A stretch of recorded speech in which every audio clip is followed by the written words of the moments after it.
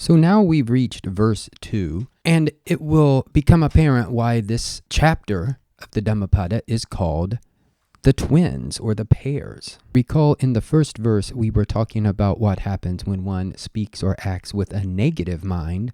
Here in this verse, the Buddha talks about what happens when one speaks or acts with a positive mind. Only the words in blue are new. Mano pubengama dhamma mano setta mano maya manasa che pasanena basati va karoti va tatonang sukam anveti chayava anapayini. So we might take a little time here and discuss this first line again. Before we were translating it literally, that is with dhamma, the nominative plural.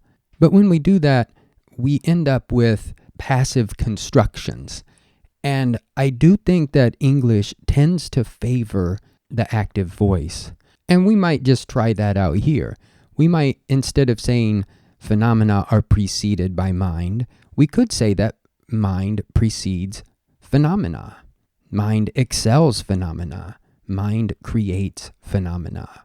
The meaning is exactly the same, just keep in mind that we have changed the voice. We've gone from passive to active. But that may seem preferable to you, dear listener. In the second line here, we still have basati va karoti va and che preceded by che. So if one speaks or acts, manasa pasanena, with a clear or bright or happy mind. We might say with a positive mind, but I like clear and bright. Pasanena is a past participle coming from pasidity, to become bright or to brighten up. Tato, then as a consequence, nang sukam anveti, happiness follows that one. Here we've just replaced dukam with sukam, and then we have another simile, chayava anapayini. Chaya is a shadow. Va is the shortened form of eva. This is what is introducing the simile. So just like a shadow. And then we have anapayini.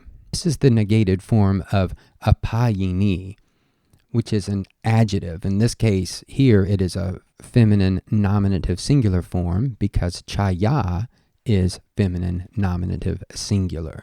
To find this form in the dictionary, we look it up under apayin. The meaning of apayin is departing, going away. And again, in our case, it is negated, so a not departing shadow, just as a not departing shadow. The Pali English Dictionary suggests constantly following. So we might say happiness follows that one just like a constantly following shadow, or a shadow that constantly follows someone. And it's a really beautiful observation that happiness follows the person who speaks or acts with a clear, bright, positive mind, just like a shadow never departs. Now here's a thought. You might think, well, a shadow does sometimes go away. You don't always see a shadow at night, or if you're in a dark room or something, or if it's really cloudy. But in this case, what we might say is that the shadow doesn't depart so long as there is the bright, clear sun. So a shadow needs the sun or a bright light source in order to exist. Likewise, our happiness does not depart so long as we have the bright, clear mind.